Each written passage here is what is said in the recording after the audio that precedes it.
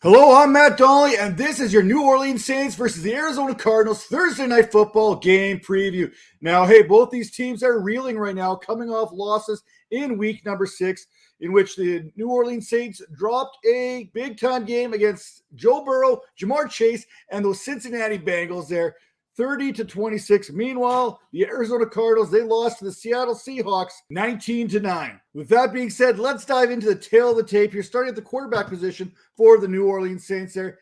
Now, we know that Andy Dalton was practicing on Monday and Tuesday, so that's a good sign there. But let's talk about Jameis Winston, because Jameis Winston really should be a national treasure, should be protected at all times. Now, is Winston going to return to the Saints lineup in time to face the 11th friendliest defense to opposing quarterbacks this season in the Arizona Cardinals? Look, Arizona, they are allowing 18.38 fantasy points per game this season to the quarterback position and have yielded 8 touchdowns to quarterbacks in the air and an additional 2 on the ground. The last time that we saw Jameis Winston under center, he was just finishing up tossing 5 interceptions in 2 games there. But you know what? Jameis Winston, he's got that YOLO ball going on there. He is not afraid to chuck it up there. He was chucking it up 38 times per contest there, averaging 286 yards per game prior to missing out on those last few contests there with that back injury. If Winston has to miss this game again, we know what we're getting in Andy Dalton at this point. Dalton has struggled to lead this offense in Winston's absence there. And then again, he hasn't really had a full arsenal of wide receivers here either. In 3 games, Dalton is averaging 195 yards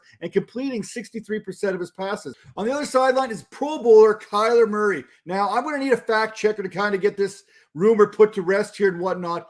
But the rumor out there right now is Kyler Murray's record hasn't been very good when Call of Duty is offering double the XP points there on weekend.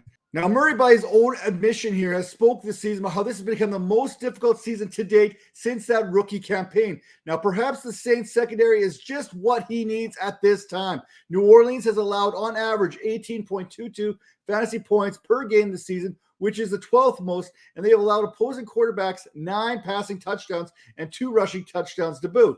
Now, Murray struggles when passing the ball. They are well documented. It is quite evident all season long. While he sits 12th in passing yards there with 1,463, his completion percentage there at 35.4%, yards per attempt at 7.1, and his EPA per dropback on passes more than 10 yards down the field, that ranks dead last. Now, Rich Rebar here recently pointed out that only 28.3% of third down throws have resulted in first downs or touchdowns for Kyler Murray, which also happened to rank near the bottom of the league in those categories. It is of worth note here that the Saints' defensive splits for the games 1 through 3 versus games 4 through 6 are basically night and day from one another. In those first 3 weeks of the season, New Orleans only allowed 22.6 points per game. They were 8th in EPA per play. They were 8th in success rate and 12th in pass EPA per play. Now, meanwhile, in weeks 4 through 6 there, they saw an uptick in all those metrics there. They went from 23 points per game all the way up to 30 points per game allowed there,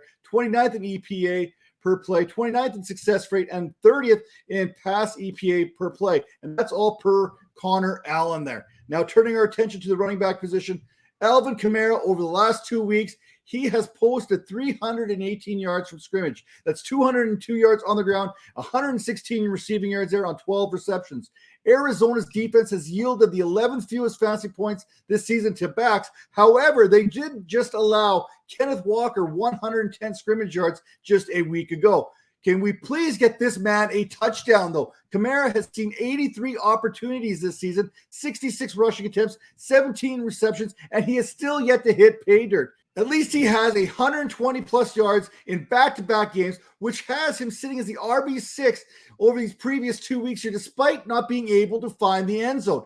It also doesn't hurt when you see 69% of the running back snaps and 65% of the route involvement rate for the running back position like Alvin Kamara has seen. Now, running backs for the Arizona Cardinals, I'd be lying if I told you they haven't been disappointing this season. James Conner, how close is he to returning there after missing last week's contest due to that rib injury? New Orleans is going to be a formidable test for whoever gets in that backfield here for Arizona, let alone a back who's trying to work himself back into the lineup. The Saints have allowed the 11th most rushing yards this season but they have only allowed 2 touchdowns to date on the ground, and they're only allowing 18.38 fantasy points per game to the position, which happens to be the 8th fewest. Another one of those bend but don't break type defenses. Now, Benjamin, don't go breaking my heart. Don't go breaking fantasy bank here on him in your waivers, which you probably already did last week.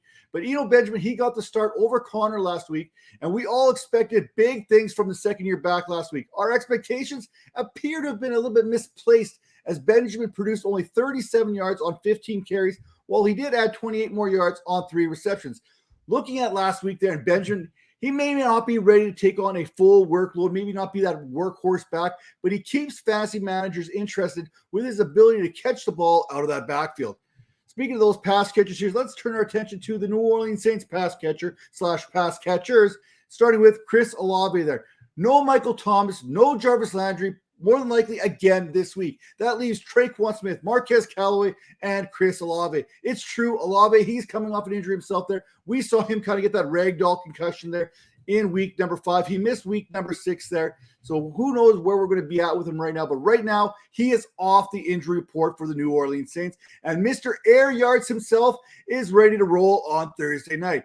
Olave's 389 receiving yards is 19th in the NFL, and that is also more than Michael Thomas, Joe Horn, Marquise Colston, or any other Saint has been able to do within the first 5 games in New Orleans Saints history. Olave is one of the premier deep threats in today's game right now. He has 8 catches of more than 15 yards this season, and he has basically been Mr. Air Yards himself, leading the NFL with 744 of them, accounting for 41.5% of the Saints' air yards to date. Olave's his average depth of target leads all receivers with a minimum of 15 targets, and that comes in at 17.71, and that's on 42 targets so far this season. He also leads all rookies in yards per reception at 15.6. If you're wondering where that ranks amongst the receivers in today's game, that is good enough for 13th. Whether it's Andy Dalton, Jameis Winston, or heck, even if it's Taysom Hill, you know that they're basically going to be closing their eyes and chucking it up down the field, going, hey, you know what? Olave, he's down there somewhere. And with Olave, he's got the ability where all it takes is one. Now, we know Olave is going to need some help in his return to the lineup, and that's where Trayquan Smith and Marquez Callaway likely come into play. Last week, Andy Dalton threw for 162 yards, and the duo of Trayquan Smith and Marquez Callaway there accounted for 79 of those yards and 6 of Dalton's 17 completions. Neither one of these guys are going to be mistaken for Olave or Michael Thomas or Jarvis Landry for that matter, but if you are in a bye-week pinch, both these guys are probably going to be away on your waivers right now. They're going to be available, and they could provide some unexpected production, much like that touchdown that Smith got last week against the Bengals. Again, the expectation is that Michael Thomas and Jarvis Landry are going to miss this game. Neither one of them practiced on Monday. Neither one of them practiced on Tuesday. So you could do worse than plugging in one of these other guys into your lineups here this week. Now let's just touch on Michael Thomas and Jarvis Landry just for a second. To quote one of the greatest movies of all time there, another day, another dog. And that's basically how I'm looking at Michael Thomas right now. Another week, he's out again. That's just what Michael Thomas has been. He has played in just 3 of the Saints' 6 games so far this season, and he's contributed 16 receptions, 171 and 3 touchdowns. So the Saints desperately need to get him back involved in this offense as soon as possible. And Olave himself, he is going to draw Byron Murphy in coverage, and that is a matchup that Byron Murphy, he's won out on most of the premier wide receivers that he has faced so far this season, meaning that Marco Wilson is probably going to be on Trayquan Smith or Marquez Callaway, which could be advantageous there to this Saints offense. Arizona sits 9th in fantasy points allowed to receivers this season, so it's important that someone makes some plays underneath because we know Olave is going to be able to stretch these defenses out, and there is going to be soft zones underneath for these other receivers to take advantage of. Let's talk about the Arizona Cardinals wide receivers now. When one goes down, another one rises from the ashes there. We know with Marquise Hollywood Brown going down, Deandre Hopkins' suspension from PEDs, it is now officially over, and it could not have come at a better time, not only for Hopkins, but for the Cardinals as well. So not only does Hopkins automatically step into this role right now, and he's going to command a 30% target share, he will also be doing it against a Saints defense that is allowing 39.75 fantasy points per game to receivers and will likely be without Marshawn Lattimore, their best cover corner. Now, the last time that we saw a Nuke, he was casually scoring touchdowns there, scoring 8 of them in 10 contests back in 2021. over that period there, over that 10-game stretch there, he would go on to record 572 receiving yards, hauling in 42 of 64 targets and averaging 13.6 yards per reception, doing this while battling his injuries himself. Now, he's going to need some help. We know one receiver cannot make this team, especially when Kyler Murray has been struggling much of the season. So Rondale Moore, hey, your time isn't up yet.